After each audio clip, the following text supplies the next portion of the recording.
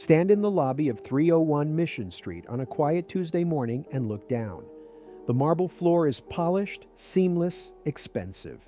Everything looks right. Now set a marble on the hardwood in Unit 50, 50th floor, $4 million view of the bay, and watch. It rolls, slowly at first, then with purpose, 10 feet across the living room toward the northwest corner. It stops, then it rolls back. A retired Google engineer filmed it. The video went viral. But the marble was not telling the whole story. The marble showed tilt. What it could not show was what was happening 500 feet below the penthouse, deep under the foundation, where ancient clay was being crushed under 686 million pounds of concrete, and had been compressing since the day they poured the slab. This is the Millennium Tower, San Francisco, 58 stories, 645 feet tall, $350 million to build. Marketed as the most luxurious residential tower on the West Coast. The developer called the foundation state-of-the-art and much deeper than required. The building has sunk more than 18 inches and is leaning 28 inches to the northwest, 3 to 4 times what the engineers predicted for its entire lifetime. They spent $120 million trying to fix it. The fix recovered 2 inches. How do you build a 686 million pound skyscraper and stop 100 feet short of bedrock? How do you sell $750 million in condos while the building is already sinking past its own safety limits? And what happens to 419 families when the next earthquake hits a tower that now sits on 2 different foundations, one anchored to rock, the other floating on clay? To understand how this happened, you need to see what is underneath. They called it San Francisco's most luxurious address. Worth magazine ranked it one of the top 10 residential buildings in the world. The developer called the foundation state-of-the-art and much deeper than required. Joe Montana signed on to promote it. Tom Perkins, co-founder of Kleiner Perkins, one of the most powerful venture capitalists in Silicon Valley, paid $9.4 million for the penthouse, then spent another $10 million finishing it out. In the first 5 weeks of sales, $100 million in condos moved. The waiting list was long. The brochures were beautiful. The building was sinking before they sold the first unit, and the people who built it knew. This is the Millennium Tower, 58 stories of reinforced concrete rising 645 feet above San Francisco's South of Market District, 366 units in the main tower, 53 more in an adjacent mid-rise, 434 underground parking spaces, a saline lap pool, a private cinema, a wine cellar with individual barrel-style lockers, ground floor dining by celebrity chef Michael Mina, and a 24-hour concierge. Unit prices started at $1.6 million and climbed past $10 million. By 2013, every unit had sold, $750 million in total revenue against $600 million in development costs. A 25% return. By every financial measure, a stunning success. By every engineering measure, a disaster already in progress. The tower was completed in 2008 and opened to residents on April 23, 2009. It was the tallest reinforced concrete structure on the entire west coast of the United States. And that material choice, reinforced concrete rather than steel, is the first thing you need to understand, because it explains everything that followed. A steel-framed skyscraper of similar height would weigh roughly half as much. The Millennium Tower weighs 686 million pounds, 343,000 tons. That made it the third heaviest building in San Francisco. Its foundation pushes down on the earth beneath it with a pressure of 11,000 pounds per square foot. To put that in perspective, that is roughly 100 times the pressure your house exerts on the ground underneath it.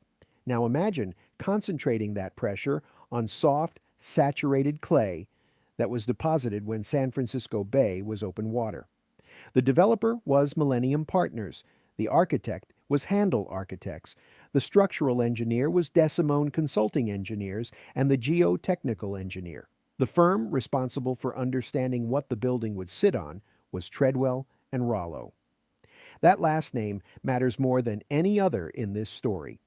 Treadwell and Rollo designed the foundation, and the foundation they designed was this: a 10-foot thick concrete mat sitting on roughly 945 driven precast concrete friction piles, each 14 inches square, extending 60 to 90 feet below street level. The pile tips sit in something called the Colma Formation, a layer of dense sand deposited during the last ice age. Now, here is the critical fact: bedrock. The Franciscan Formation, competent rock capable of supporting virtually any load, sits 200 to 250 feet below street level. The piles never reach it. They stop 100 feet short. Treadwell and Rollo's rationale was straightforward. More than a dozen tall buildings in downtown San Francisco had been founded on friction piles driven into the Colma sand layer. It had worked before. Stephen DeSimone, CEO of the structural engineering firm, said it publicly. Buildings for decades have been founded on this Colma layer. He was right. Buildings had been founded on that layer, but none of them weighed 686 million pounds. None of them pushed 11,000 pounds per square foot into the earth. The Millennium Tower was not just another tall building on familiar soil. It was the heaviest structure ever placed on that soil by a wide margin. And beneath the Colma sand, roughly 90 feet down, sat the layer that would destroy everything. It is called the Old Bay Clay, a marine clay deposit approximately 50 meters thick, 165 feet of stiff, saturated ancient seafloor sediment sitting between the sand and the bedrock. And it has a property that every geotechnical engineer in the world understands. Under sustained extreme loading, it compresses, slowly, relentlessly, and for decades. Here is how it works. Think of the Old Bay Clay as a soaked sponge buried deep underground. When 686 million pounds of concrete presses down through the sand above, that pressure radiates into the clay. The water trapped between clay particles, pore water, comes under enormous pressure. It begins to squeeze out, molecule by molecule, through microscopic pathways between the clay grains. As the water leaves, the grains settle into the empty space. The clay compresses. The surface above drops. This process is called consolidation, and the critical factor is time. Clay has extremely low permeability. Water escapes through it at geological speed. For a 50-meter thick clay layer, primary consolidation, just the water being squeezed out, takes decades to centuries. And even after that finishes, the clay particles themselves continue slowly reorganizing under the sustained load. Engineers call this secondary consolidation, or creep. It continues essentially forever at diminishing rates. That means the Millennium Tower was never going to stop sinking. Not in 10 years, not in 50. The physics guaranteed ongoing settlement from the day the foundation mat was poured. Treadwell and Rollo's original engineering predictions called for 4 to 6 inches of total settlement over the building's entire lifetime, roughly 1 inch during construction, 5 inches from long-term clay compression. Those were the numbers the developer used. Those were the numbers the city relied on. By the time the structure was complete in 2008, the building had already sunk 6 inches, the entire lifetime maximum, before a single resident moved in. By the time the first owners carried boxes through the lobby in April 2009, the tower had dropped 8.3 to 10 inches, double the lifetime prediction. The city knew, the developer knew. They kept selling condos. Think about what that means. The engineering model predicted 4 to 6 inches for the life of the building. The building hit that number before the concrete was fully cured. It blew past it by the time residents moved in. And the clay beneath it hadn't even begun its decades-long compression cycle. The settlement they were seeing was just the beginning, the fast, easy part. The slow, relentless part hadn't started yet. And here is where it gets worse. 2 blocks away, a proposed 52-story concrete tower at 80 Natoma Street, designed by the same geotechnical engineer, Treadwell and Rollo, was subjected to an independent peer review. That review predicted 9 to 11 inches of settlement and called it alarming and unacceptable. The city halted the project. The Millennium Tower received no equivalent geotechnical peer review. Its peer review panel had 2 structural engineers, no geotechnical expert. The panel's scope was limited to above-ground reinforcement. It never examined the foundation design. Millennium Partners declined a full review, which would have delayed construction by years. So a smaller building, same engineer, same soil, was stopped dead because an independent review said the settlement would be unacceptable. The larger building, heavier, taller, imposing far more stress on the same clay, was never subjected to that review. It was approved, built, sold, and occupied, and it was already sinking twice as fast as the worst-case prediction for the building that was canceled. By 2010, the tower had sunk 10 inches. By 2014, 14 inches. Engineers began measuring tilt. The building was not sinking evenly. The northwest corner, facing the intersection of Fremont and Mission Streets, was dropping faster than the rest. This is called differential settlement, and it is far more dangerous than uniform sinking. Uniform settlement merely lowers a building. Differential settlement twists it. It creates stress patterns the structure was never designed to handle. Cracks propagate. Plumbing shifts. Elevator shafts deform. By 2016, the tower had sunk 16 inches and was leaning 6 inches to the northwest at the roofline. In August of that year, Engineering News Record published the numbers. The story exploded, and residents, some of whom had been living in the building for 7 years, learned the truth for the first time. 100 homeowners were called to an HOA meeting in May 2016. They were asked to sign non-disclosure agreements. The building they had paid millions to live in had sunk 3 to 4 times the predicted amount and was tilting in a direction nobody had ever anticipated. Tilt was never part of the prediction. It was not supposed to happen at all. Now compare this to what was built just blocks away. The Salesforce Tower opened in 2018. It rises 1,070 feet, 425 feet taller than the Millennium Tower. It sits on virtually identical soil, but it uses a steel frame with a concrete core, weighing roughly half as much as the all-concrete Millennium Tower. And its foundation, 42 rectangular barrettes, is drilled 310 feet down, socketed into Franciscan bedrock, with rock sockets extending up to 70 feet into the formation itself. 0 settlement problems reported. The Salesforce engineering team reportedly posted on social media 2 words that said everything: bedrock baby. Every tall building developed in San Francisco since 2009 has been drilled to bedrock. The decision not to do so for the Millennium Tower, a choice that saved perhaps $50 to $100 million on a $350 million project, has now cost more than $120 million in repairs alone, hundreds of millions more in legal costs, and billions in aggregate property value destruction across 419 units. The engineering was clear. The soil was understood. The weight was known. The decision to stop 100 feet short of bedrock was a gamble, and the clay called it in. But understanding why it is sinking is only half the story, because the engineers knew early, the developer knew early, the city knew early, and for years nobody told the people writing the checks.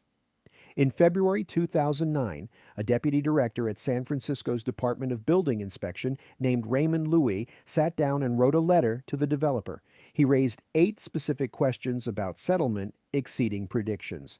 At that point, the building had already sunk 8.3 inches, well past the lifetime maximum of 4 to 6. Louis knew. His department knew. The developer knew. The city issued a final certificate of occupancy in August 2009. Louis later testified, "We felt they had it under control."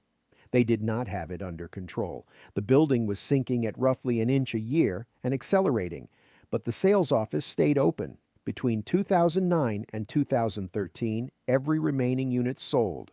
$750 million changed hands. The city attorney later subpoenaed approximately 1,900 pages of buyer disclosure documents. Not one page mentioned settlement. Not one page mentioned that the building had already exceeded its lifetime sinking prediction before the first resident moved in. Under California law, sellers are required to disclose known material defects. The developer disclosed nothing. Supervisor Aaron Peskin began asking uncomfortable questions. He alleged political interference with building inspection duties and pointed to a name, Patrick Ottolini. Ottolini had served as the private sector permit expediter for the Millennium Tower project, the man paid to push permits through City Hall. He later joined city government as Mayor Ed Lee's director of earthquake safety. The man who helped get the building approved went on to oversee the department responsible for earthquake safety. Peskin also discovered that critical documents were missing from the Department of Building Inspection's archive. Peer review binders referenced in internal correspondence were never produced. A veteran DBI staffer admitted under questioning there is always some pressure from the mayor's office on important projects. No formal finding of political corruption was ever established. The city attorney characterized the matter as civil, not criminal. But the pattern is familiar to anyone who has watched megaproject failures unfold. The political pressure to approve, the financial incentive to stay silent, the regulatory body that looks the other way, and the buyers, hundreds of them, who trusted the system and signed on the line. The litigation that followed was one of the most complex cases in San Francisco history. Approximately 9 separate lawsuits, around 400 individual parties, 250 plaintiffs, 45 defendants, 146 attorneys from 30 to 40 law firms. The HOA hired Daniel Petrocelli of O'Melveny and Myers, the attorney famous for winning the O.J. Simpson civil trial, and sued every party involved for more than $200 million. A global settlement was reached through private mediation in August 2019, described publicly as on the order of $500 million. Court approval came in August 2020. The terms, roughly $100 million for a foundation fix, split among the defendants and their insurers, $30 million from the Transbay Joint Powers Authority, public money, taxpayer money, $26.2 million divided among individual homeowners, plus confidential per square foot compensation for property value losses. No party formally accepted blame. Nobody said they were wrong. Nobody said they were sorry. They wrote the checks and walked away. But the building was still sinking, and the fix, the $100 million engineering intervention sold as the solution, was about to underperform in ways nobody expected. The plan was called the Perimeter Pile Upgrade, designed by Ronald Hamburger of Simpson Gumpertz and Heger, one of the most respected structural engineers in the country, and built by Shimmick Construction. The concept: install new concrete-filled steel pipe piles outside the building's footprint along Mission Street on the north side and Fremont Street on the west side. Drill them to bedrock at 275 feet. Socket them 30 feet into the Franciscan Formation. Connect them to the existing foundation mat with concrete collar extensions. Transfer some of the building's weight from clay to rock. The original design called for 52 piles. Construction began in November 2020. By August 2021, 39 of the 52 casings had been installed, and then the monitoring instruments delivered news that stopped everything. The building had sunk an additional inch on the Fremont Street side in 3 months. That translated to 5 more inches of lean at the roofline. The very process of fixing the building was making it worse. The vibration from pile installation, the displacement of soil, the redistribution of stress, all of it accelerated the settlement the fix was designed to stop. Work was halted for a year. When it resumed, the city approved a dramatically scaled-down plan. 18 piles instead of 52. 6 along Mission Street, 12 along Fremont. Each pile, 24 inches in diameter, inside 36-inch steel casings, drilled to bedrock, each supporting 1 million pounds of load through hydraulic jacks. Together, the 18 piles transfer approximately 10% of the building's total weight from clay to bedrock. 10%. The other 90%, roughly 617 million pounds, is still sitting on friction piles in sand, still pressing down on Old Bay clay, still consolidating. The fix cost between $100 and $120 million. Residents were billed $6.8 million in cost overruns, $10 per square foot of condo space, on top of everything they had already lost. Load transfer was completed in June 2023. The advanced computational model predicted up to 4 inches of tilt correction within the first 6 months. The actual result after 6 months, 1 inch, 1/4 of the prediction. As of mid-2025, roughly 2 years after completion, total tilt recovery stands at about 2 inches. The building is still leaning approximately 27 to 28 inches to the northwest. The $100 million fix moved the needle 2 inches on a 29-inch problem. And then came February 2024. 2 independent engineers, Harry Poulos, an internationally recognized foundation expert, and Robert Pike, a veteran geotechnical engineer, identified something the models had not predicted. The tower was not just leaning to the northwest, it was sinking in its center. The foundation mat was dishing, bowing downward in the middle like a plate pressed from above. Poulos measured the central settlement rate at approximately 1/10 of an inch per year. That sounds small. It is not. Pike warned that dishing can trigger cracks underneath the foundation mat. Cracks allow water intrusion. Water corrodes the reinforcing steel inside the concrete. Corroded steel loses strength. The mat weakens. The dishing accelerates. It is a self-reinforcing damage cycle, and it is happening in a part of the foundation that the fix does not reach. The fix stabilized 2 sides. The other 2 sides, south and east, still rest entirely on friction piles and clay, and the center is now sinking on its own. Poulos put it plainly. 1/10 of an inch is not that much, but it is not heading in the right direction. Pike identified another problem. A buried dividing wall on the building's east side, separating the tower foundation from an adjacent parking garage, appears to be physically preventing the expected eastward recovery. The computational model assumed the building would gradually level itself as the fixed northwest corner stopped sinking and the unfixed east side continued to settle, slowly closing the gap. But the dividing wall is acting like a dam, blocking the redistribution of load that the model depended on. The model assumed the soil would cooperate. The soil did not read the model. Now, run the numbers on what happens next, not speculation. Physics? The United States Geological Survey rates the ground beneath the Millennium Tower as very high liquefaction susceptibility. The south of Market District sits on artificial fill, rubble, silt, and the remains of sunken ships dumped into the bay during 19th century land reclamation, underlain by soft marine clay. This is the most hazardous soil type for earthquake-induced liquefaction in the entire city.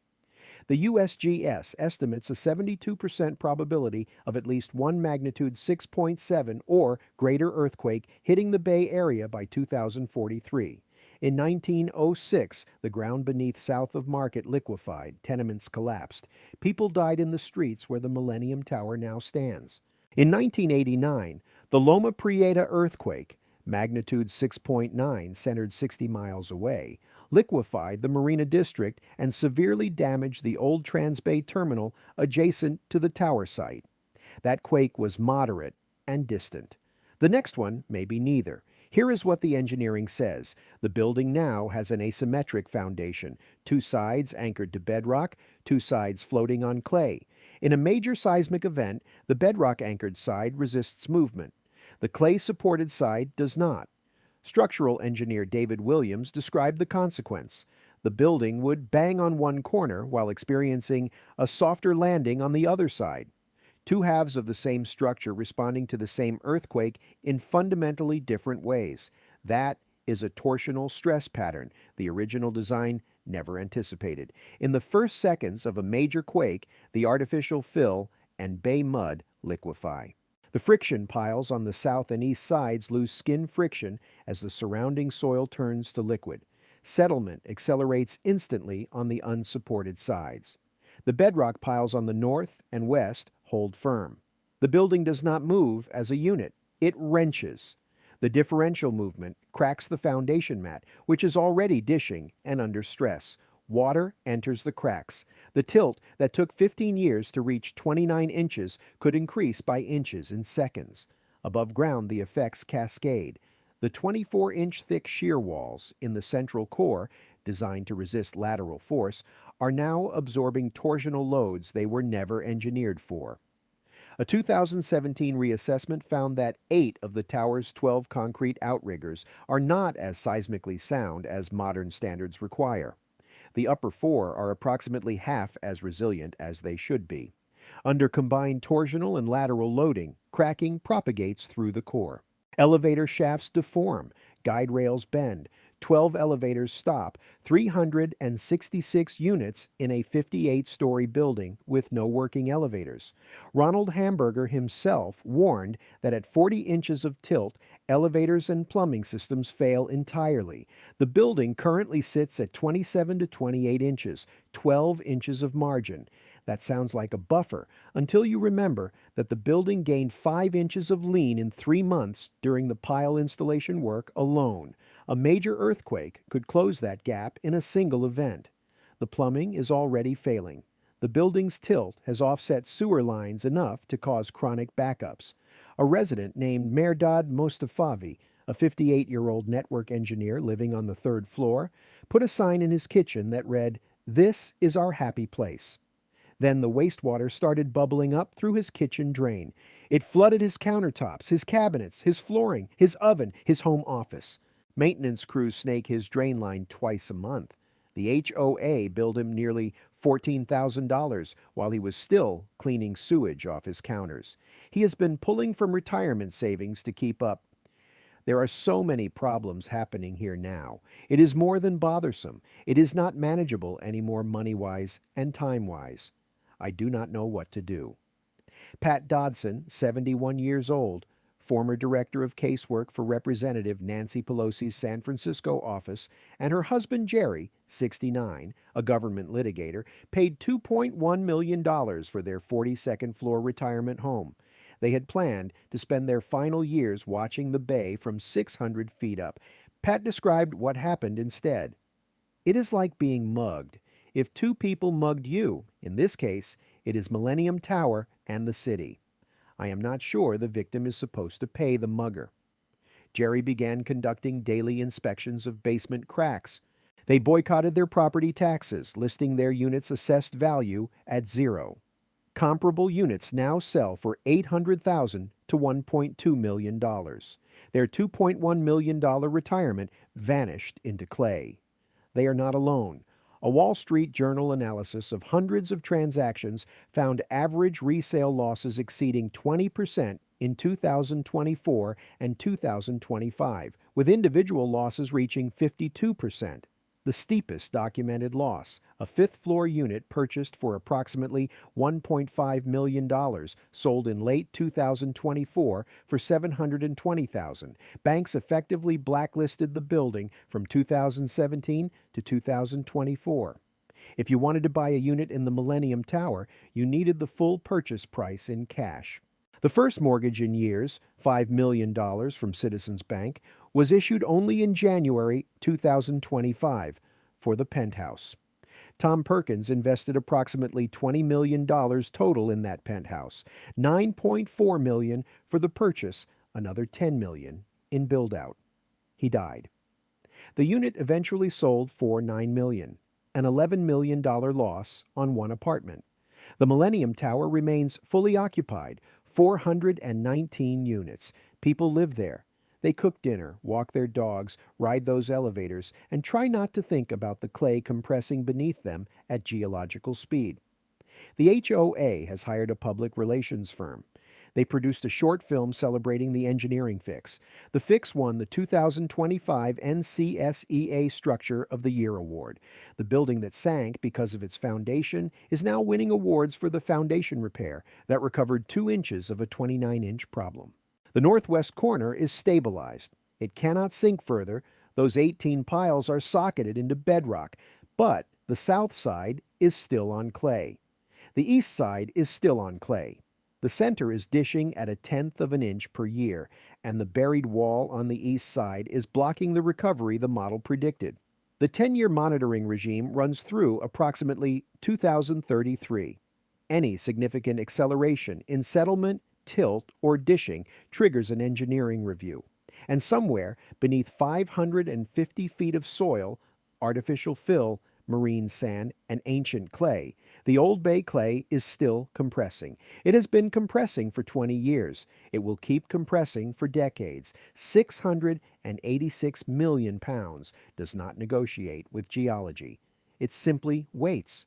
And so does the Hayward Fault, 17 miles to the east, and the San Andreas, which last ruptured 119 years ago. The building stands, the clock runs, the clay compresses, and 419 families wait to find out which gives first. If this is the kind of engineering story you want more of, the real data behind the official narrative, subscribe. We cover the infrastructure failures nobody else will touch, and we do it with the numbers, not the headlines. Drop a comment. Have you ever worked on a project where the warnings were in the data and nobody wanted to hear it? We will see you on the next one.